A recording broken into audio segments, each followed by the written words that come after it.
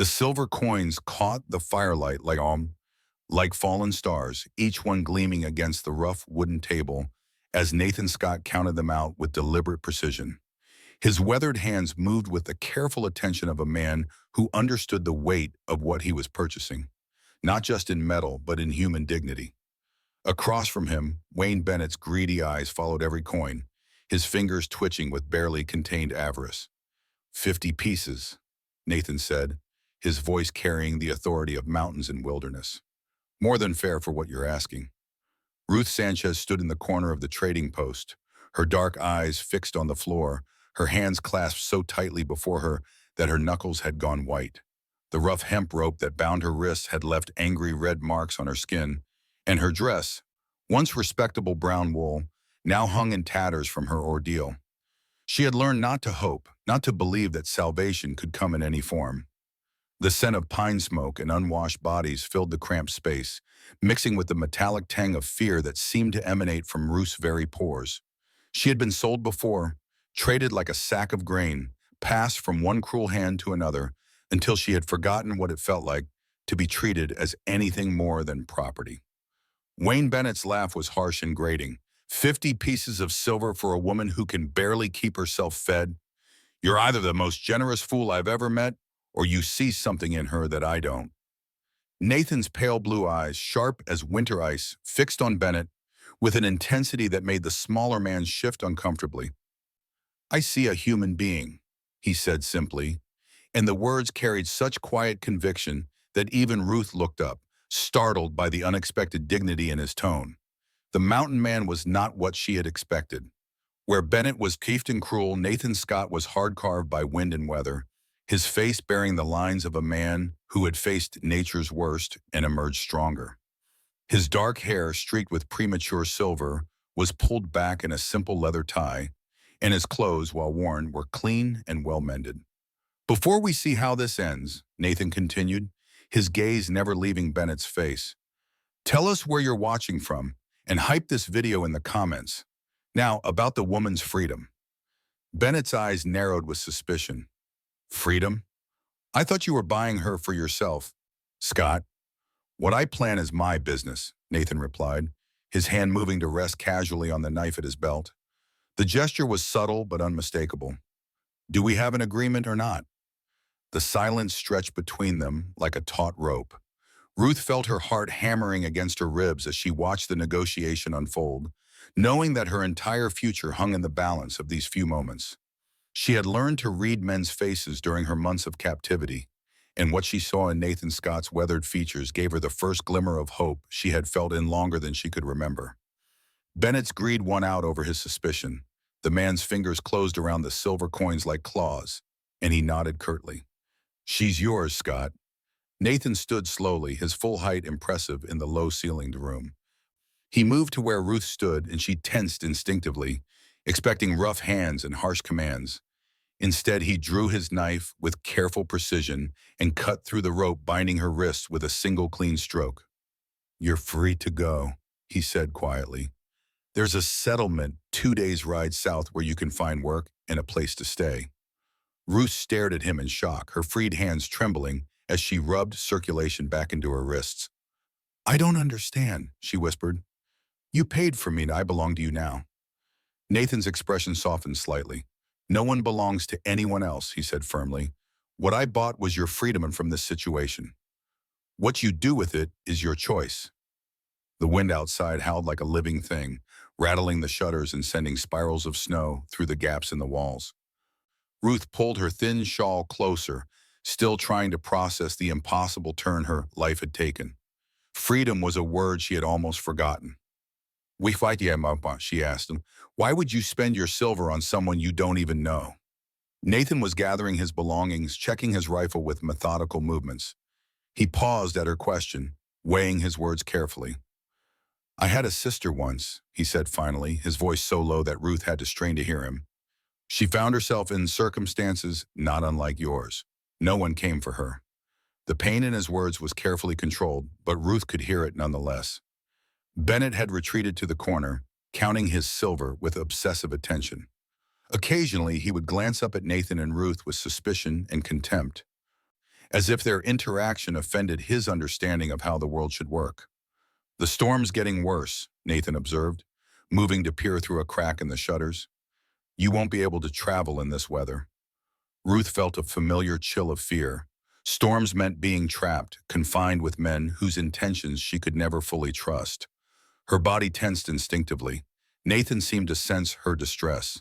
"There's a small room in the back," he said, nodding toward a door she hadn't noticed.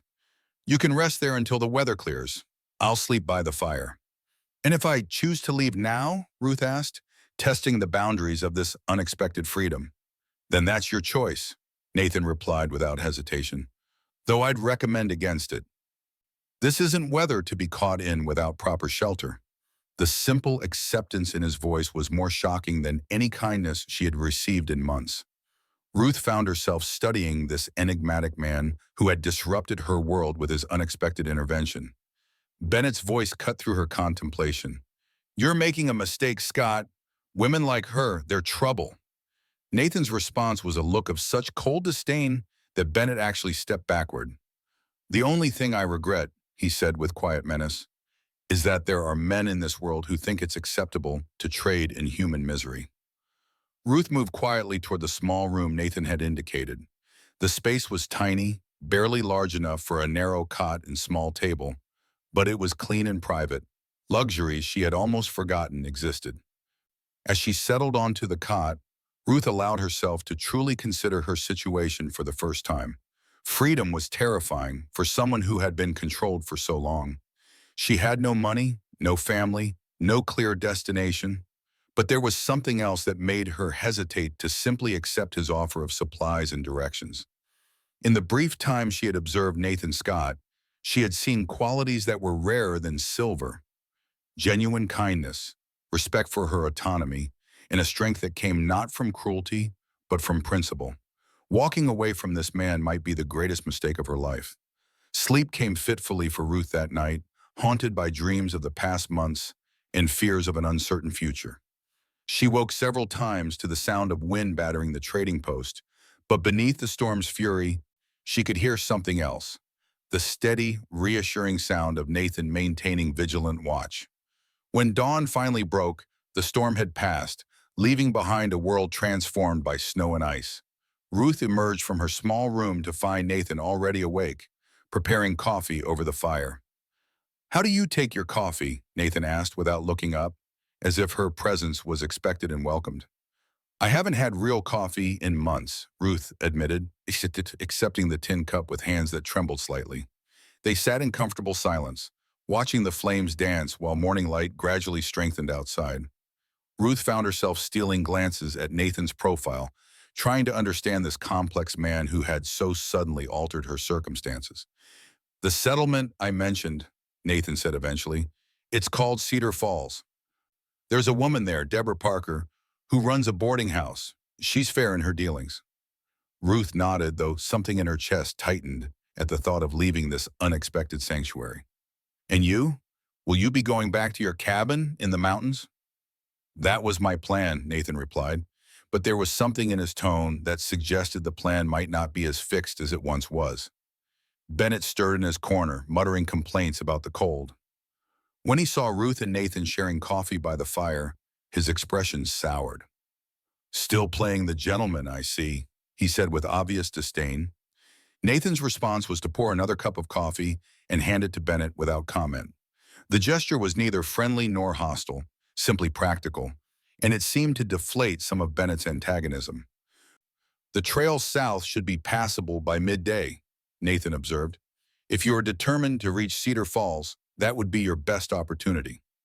Ruth felt the weight of decision settling on her shoulders.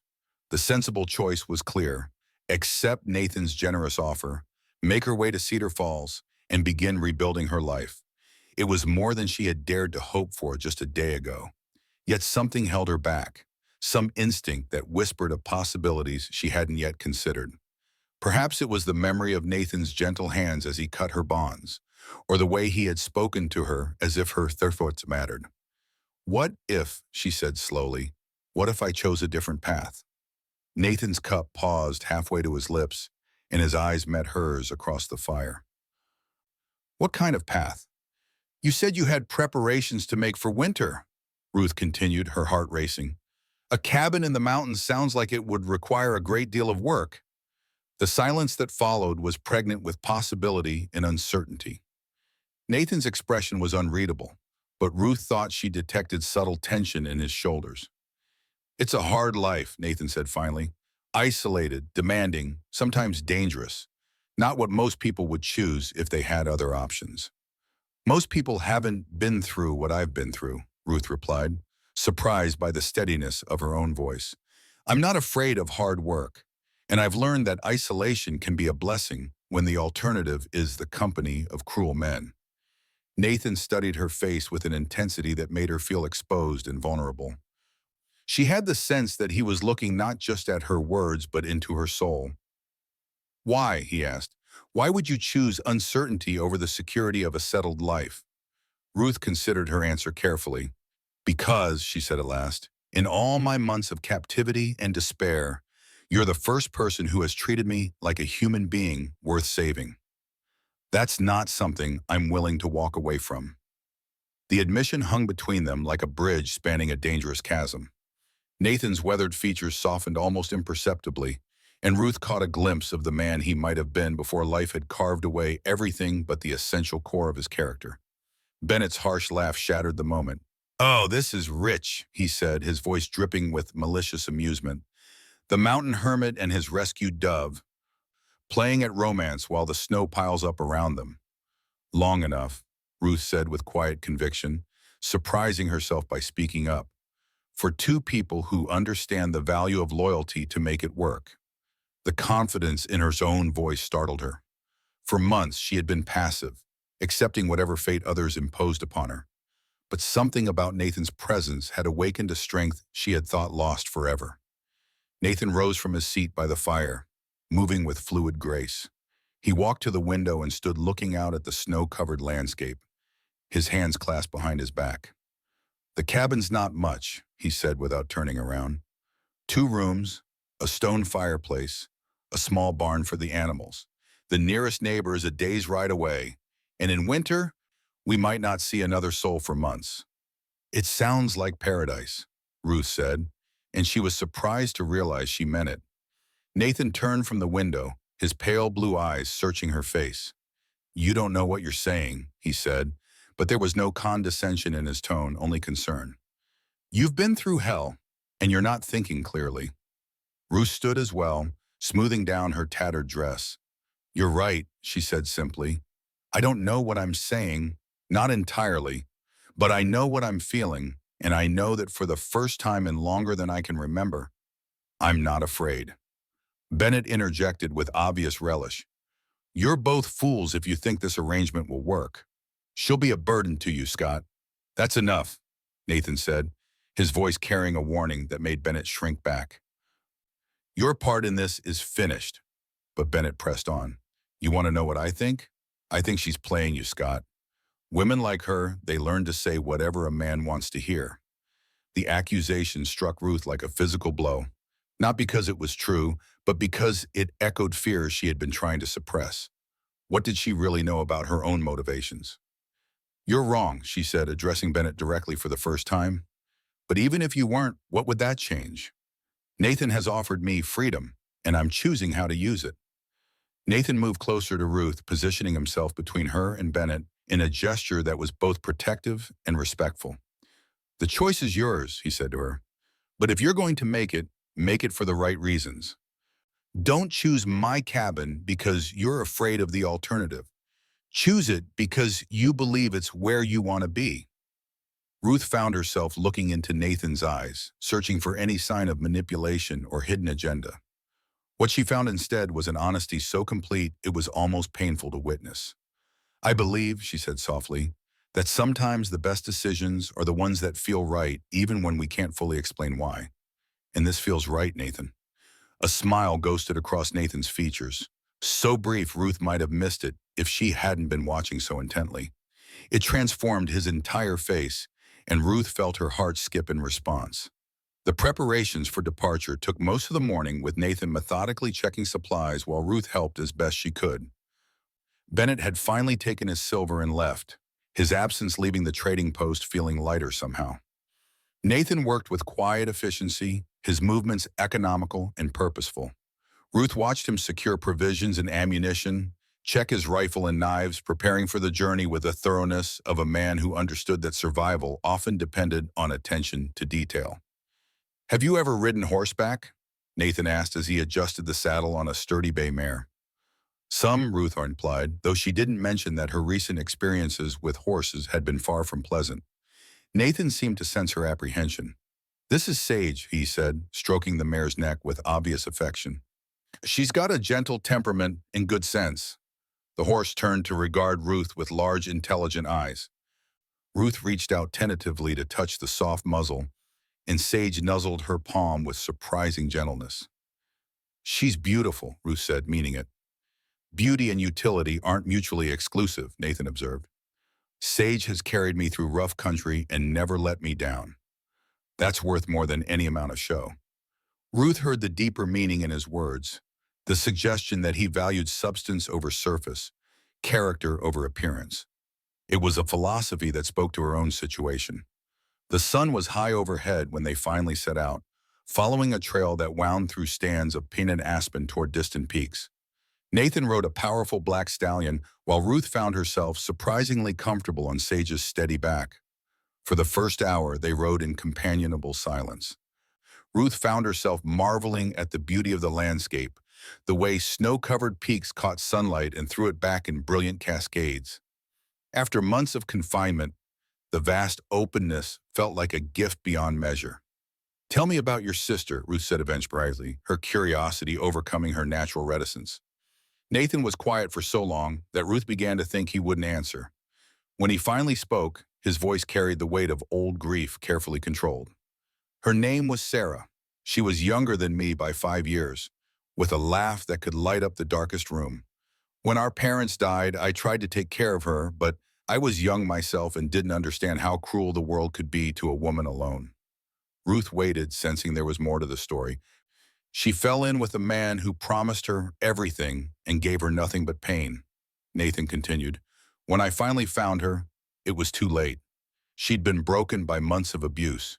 She died in my arms, asking me to forgive her." The raw pain in his voice made Ruth's heart ache with sympathy.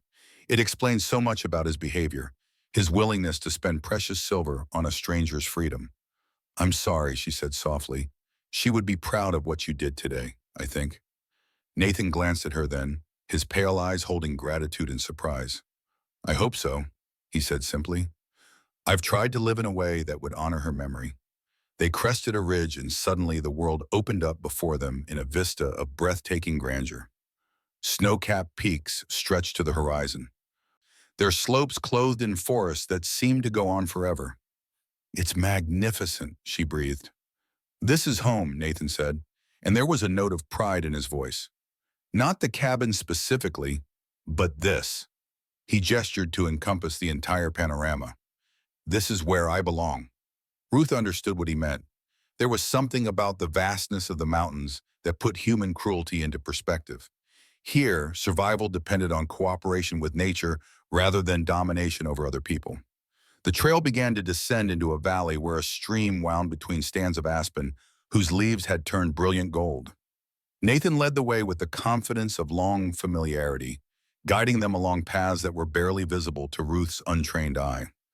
"We'll stop here for a while," Nathan said when dismounting near a small clearing where the stream formed a natural pool. "The horses need water, and we could use a rest." Ruth slid down from Sage's back, her legs trembling slightly from the unaccustomed exercise.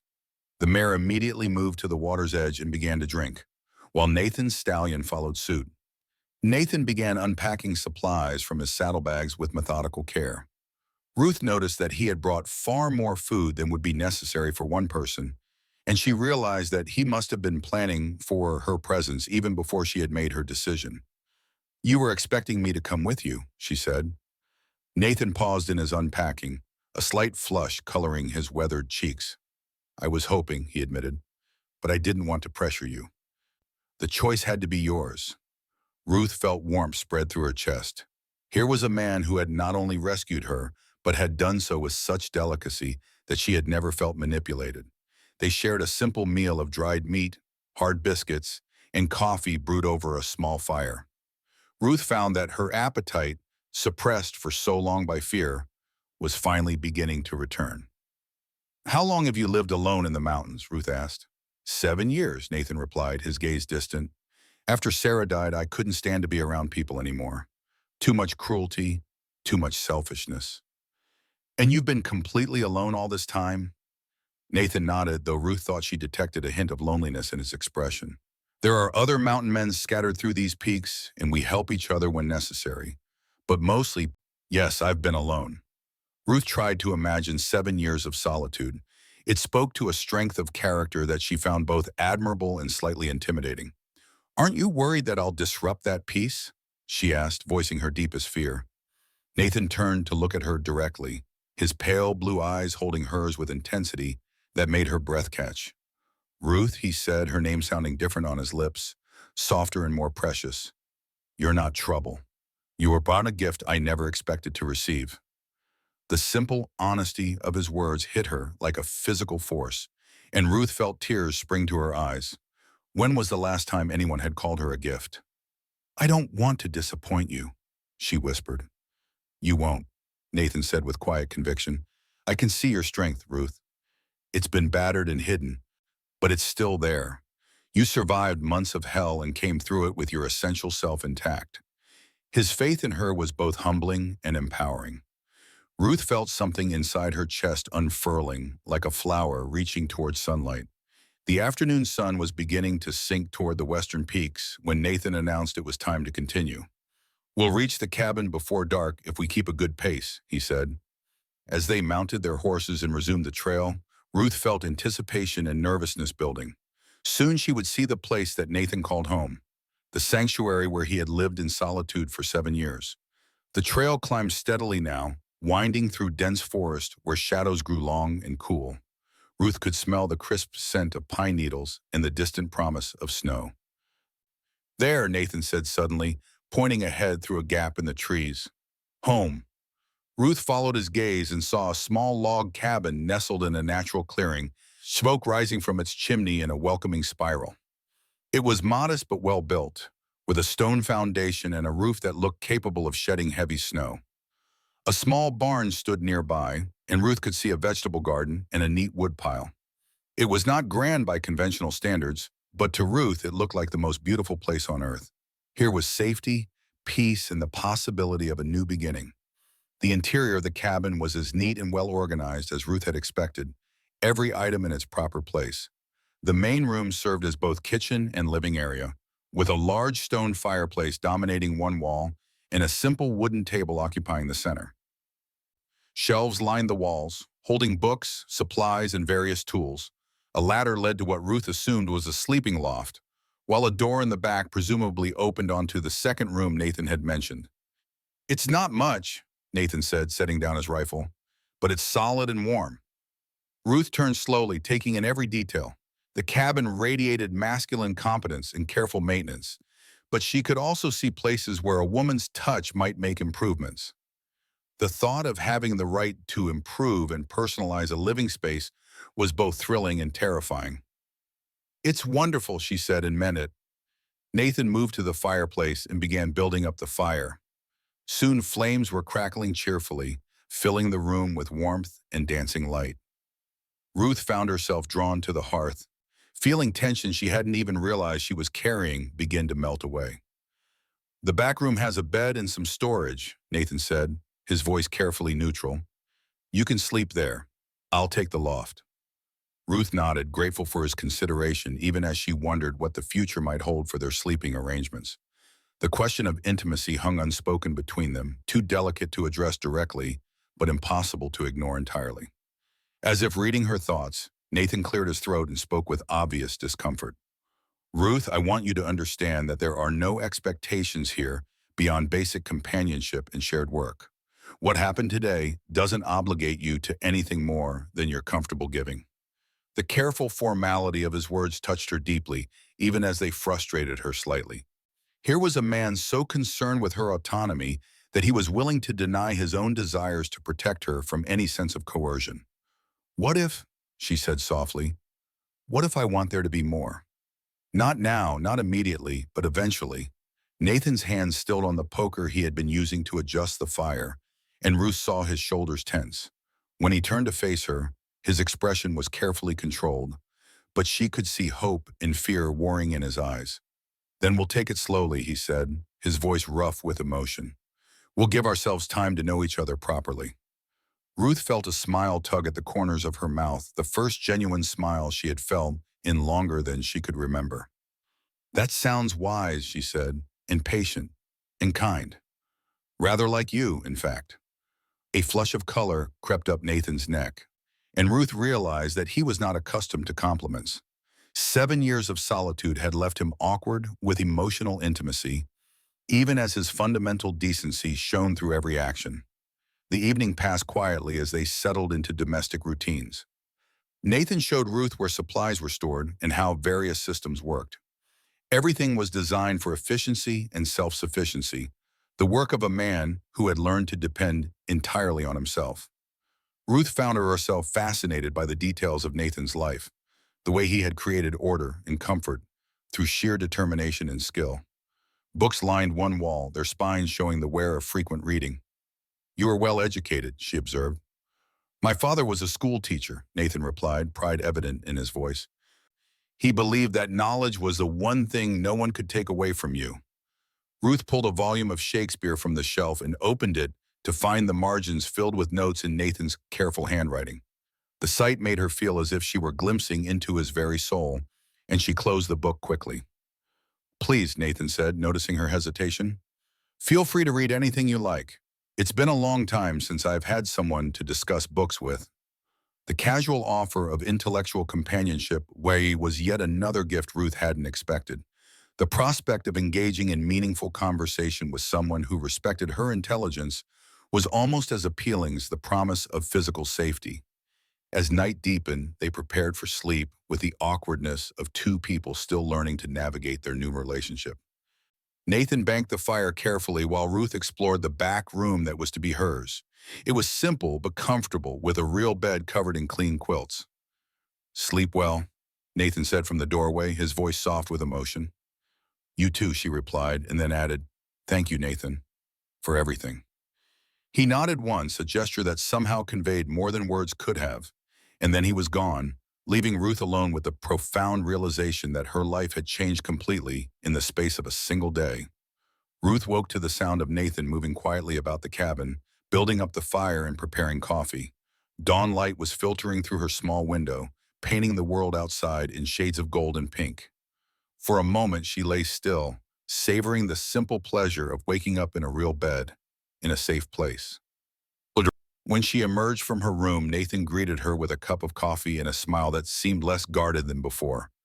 "Good morning," he said, and the words carried warmth that made Ruth's heart skip. "Good morning," she replied. "Did you sleep well?"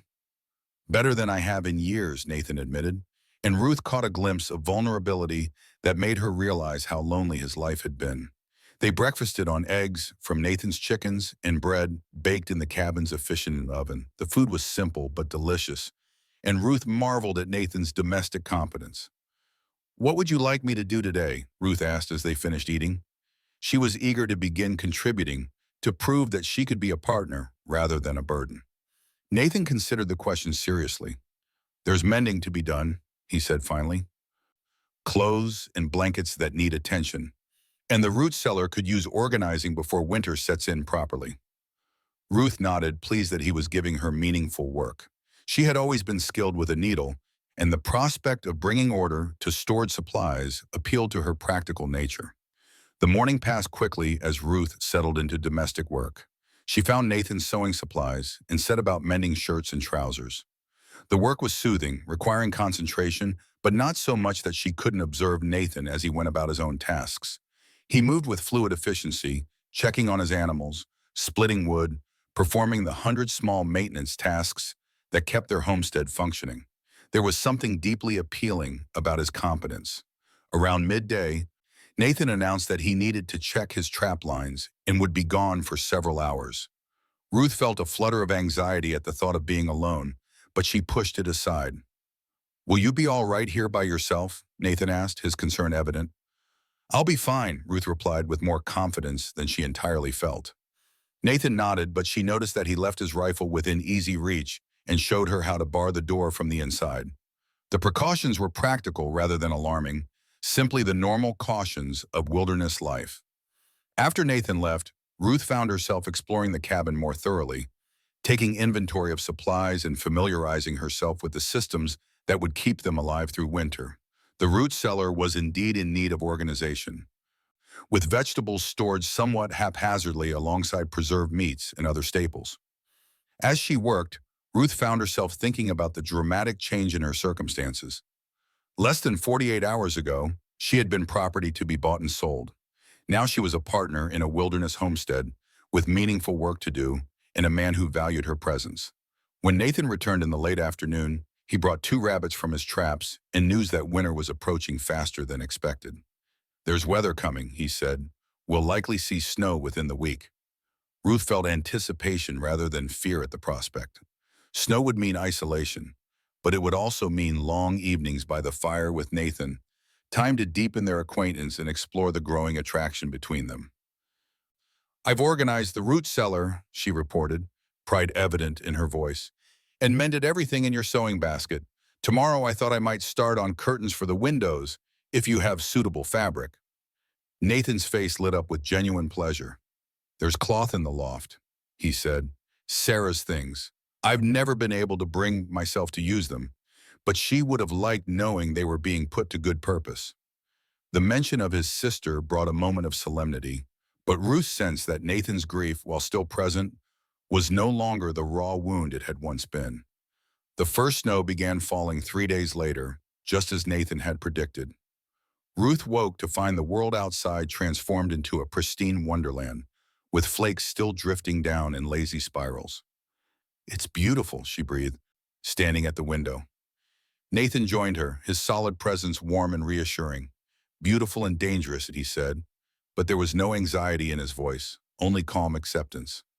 "We'll be truly isolated now until spring."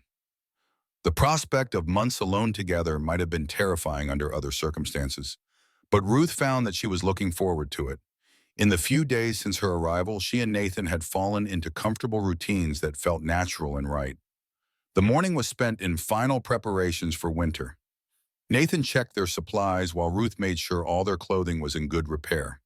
The curtains she had made from Sarah's fabric transformed the cabin's interior, adding warmth and color.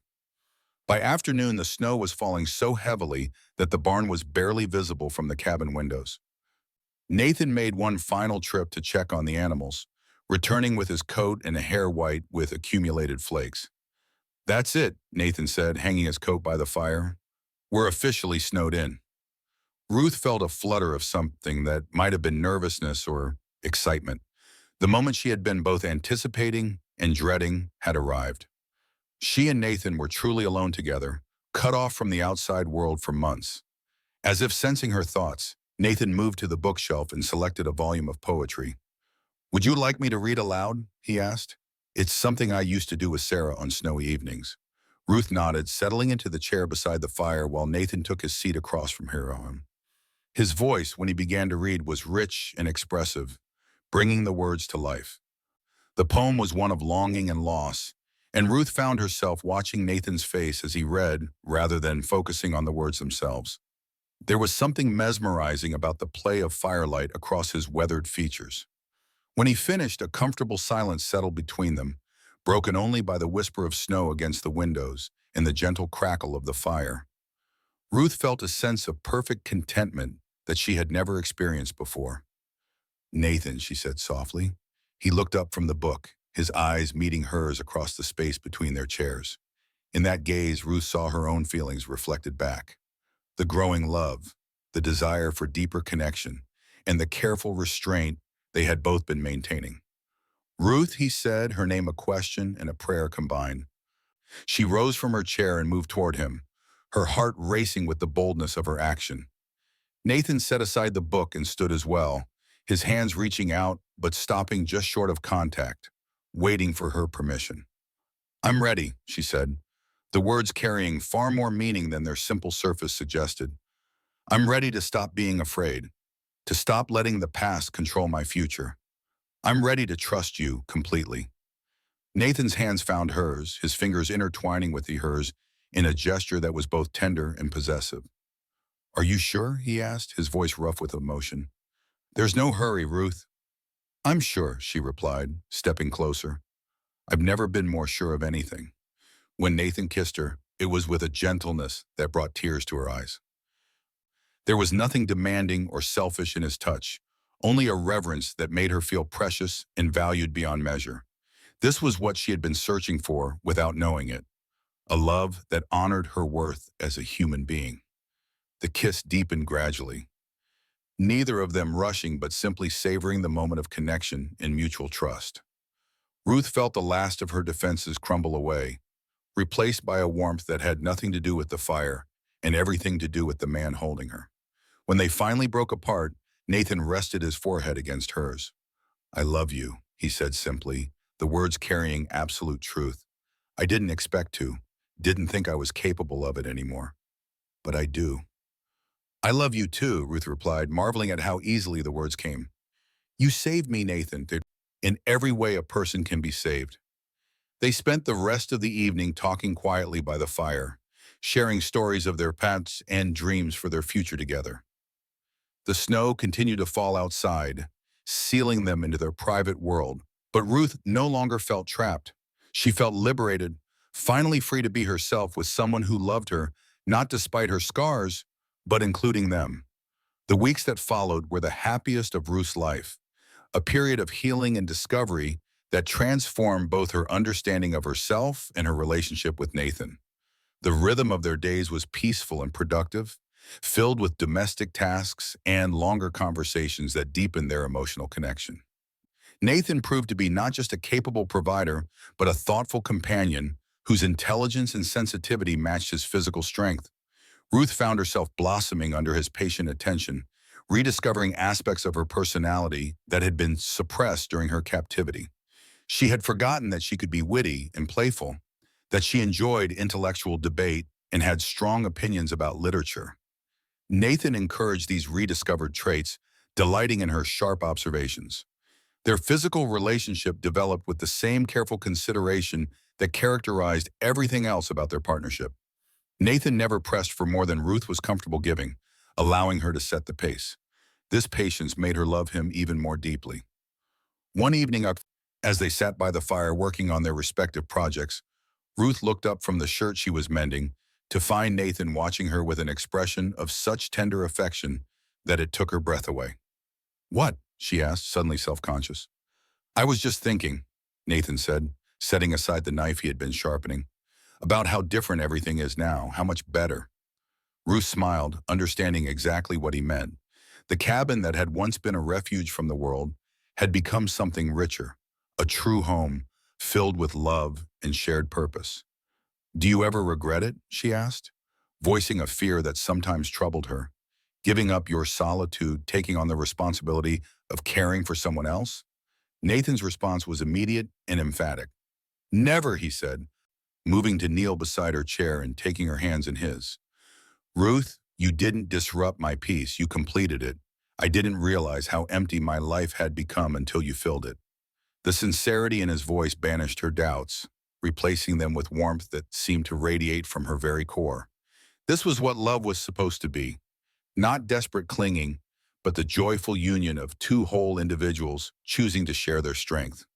As winter deepened and snow piled higher around their cabin, Ruth and Nathan settled into an intimacy that was both physical and emotional. They learned each other's habits and preferences, developed private jokes, created the small rituals that bind couples together. Ruth discovered that Nathan had a dry sense of humor that emerged once he felt comfortable, while Nathan marveled at Ruth's resilience. The isolation that might have been oppressive became a gift, allowing them to focus entirely on each other without distractions.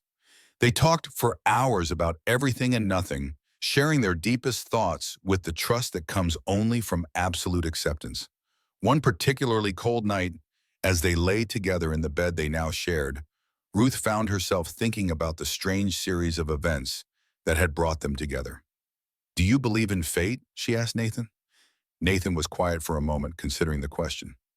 "I believe," he said finally, "that sometimes the worst things that happen to us lead to the best things. If Sarah hadn't died, I never would have come to the mountains. If you hadn't suffered what you did, you might never have been at that trading post when I was there to help." Ruth nodded, understanding the complex web of cause and effect that had shaped both their lives. The pain they had endured had not been meaningless if it had ultimately led them to each other. "I'm grateful," she said simply, "for all of it, even the bad parts, because they brought me to you." Nathan's arms tightened around her, and she felt his lips brush against her hair. "We're going to be happy," he said with a quiet conviction. "Whatever comes, we'll face it together." Ruth believed him completely. They had already proven that their partnership could weather storms of doubt and fear, that their love was strong enough to transform pain into purpose. Whatever challenges the future might bring, they would meet them as they had met everything else, with courage, wisdom, and absolute trust in each other. The snow continued to fall outside their windows, but inside their cabin, spring had already begun to bloom in the warmth of their shared love. Spring came late to the high country that year, but when it finally arrived, it brought transformation that seemed to mirror the changes in Ruth and Nathan's relationship. The snow melted gradually, revealing green shoots and filling the air with the sound of running water. Ruth had never experienced such dramatic seasonal change, and she found herself marveling at nature's capacity for renewal. She and Nathan emerged from their winter cocoon like butterflies, blinking in bright sunlight and eager to begin spring work. There was planting to be done, repairs to be made, and general maintenance that would prepare them for another year. Ruth threw herself into these tasks with enthusiasm, delighting in her growing competence and the way Nathan relied on her judgment. Their partnership had evolved over the winter months from tentative cooperation to smooth coordination of a couple who knew each other's strengths and could anticipate each other's needs. Ruth had learned to read the weather signs Nathan watched so carefully, while Nathan had come to appreciate her organizational abilities. One morning in late May, as they worked together in the garden, Nathan straightened from his planting and looked at Ruth with an expression of such profound contentment that she felt her heart skip. "What?" she asked, echoing their conversation from months before. "I was thinking about Bennett," Nathan said, surprising her with the reference to the man who had sold her freedom for silver. "About what he said that day in the trading post." Ruth frowned, trying to remember the specific words. "He said many unpleasant things," she observed. Nathan smiled, his weathered face creasing with genuine amusement. "He said you were worth a bag of art." I was thinking about how wrong he was. Ruth felt warmth spread through her chest. "And what am I worth?" she asked. "Everything," Nathan said simply, his pale blue eyes holding hers with intensity that made the rest of the world fade away. "You're worth everything I have to give, and more than I ever dared to hope for." The declaration was so heartfelt that Ruth felt tears of joy spring to her eyes. Not tears of sadness or pain, but tears of joy so pure it was almost overwhelming. "You're worth everything to me, too," she replied, her voice thick with emotion. "You gave me back my life, Nathan. More than that, you gave me back myself." They stood there in their garden, surrounded by new growth and the promise of harvest to come, and Ruth felt a profound sense of completion. The woman who had been sold like livestock was gone forever.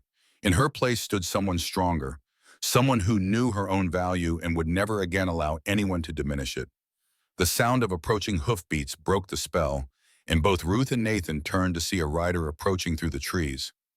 Ruth felt momentary anxiety, her old fears rising, but Nathan's calm presence helped her maintain composure. The rider proved to be Paul Parker, one of the other mountain men Nathan had mentioned. He was a grizzled man in his 50s, with kind eyes and a weathered face that spoke of decades in the wilderness. His horse was travel-worn, and he looked as if he had been riding hard. "Nathan," Paul called out as he approached, his voice carrying relief. "Good to see you made it through the winter." "Paul," Nathan replied, moving forward to greet his neighbor with obvious pleasure. "What brings you down from the North Range?" Paul's eyes shifted to Ruth, and she saw curiosity but no hostility.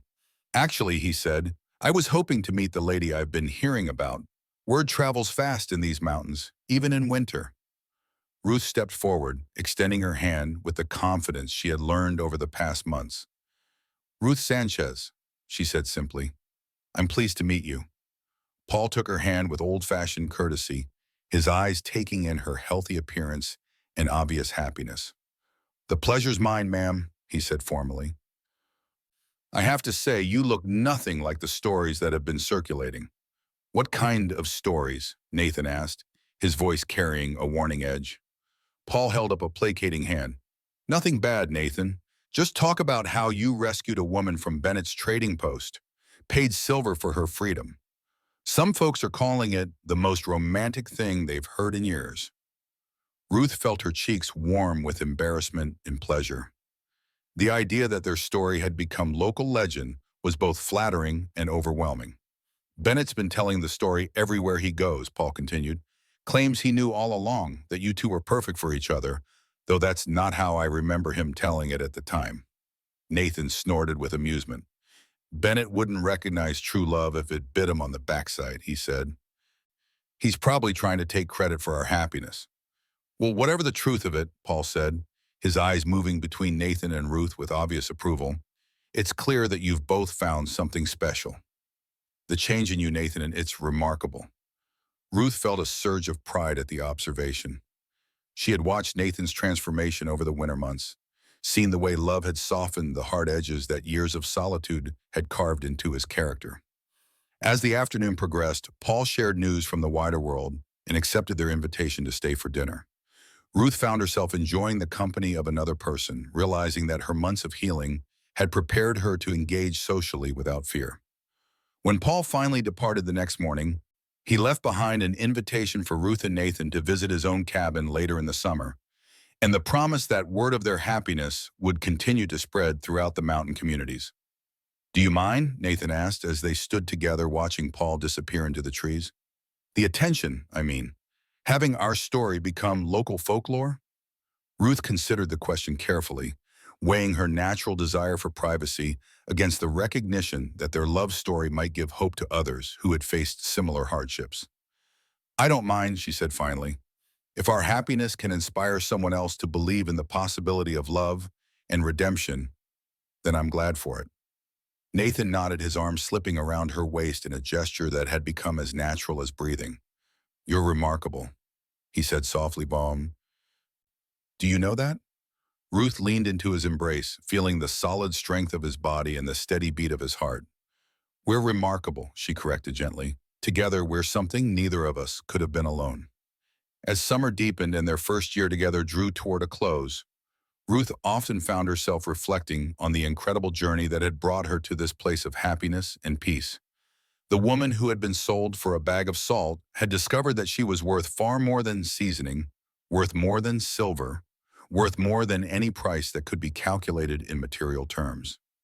She had found her true value in the eyes of a man who saw her not as property to be owned, but as a partner to be cherished, not as a burden to be endured, but as a gift to be treasured. And in learning to see herself through Nathan's loving gaze, she had rediscovered her own strength, her own worth, her own capacity for joy. The mountains that had once seemed harsh and forbidding had become home, a place where love could flourish in pure air and honest work could heal the deepest wounds. Here in this remote cabin with this extraordinary man, Ruth had found everything she had ever dreamed of and more than she had ever dared to hope for. The silver Nathan had paid for her freedom had purchased far more than either of them had expected. It had bought them a future together, a love that would endure through all the seasons of their lives, and the knowledge that sometimes the most precious things come to those who are willing to recognize true value when they see it. As the sun set behind the western peaks, painting the sky in shades of gold and crimson, Ruth and Nathan stood together on the porch of their cabin, watching the day fade into night. Tomorrow would bring new challenges and new joys, but they would face them together, secure in the knowledge that they had found something worth more than in all the silver in the world. A love that recognized the inherent dignity and worth of every human soul. In the end, Ruth reflected, Bennett had been wrong about everything that mattered. She was not worth a bag of salt or any other commodity that could be bought and sold. She was worth exactly what Nathan had always seen in her. everything a human being could offer to another, and everything one person could hope to receive from life itself.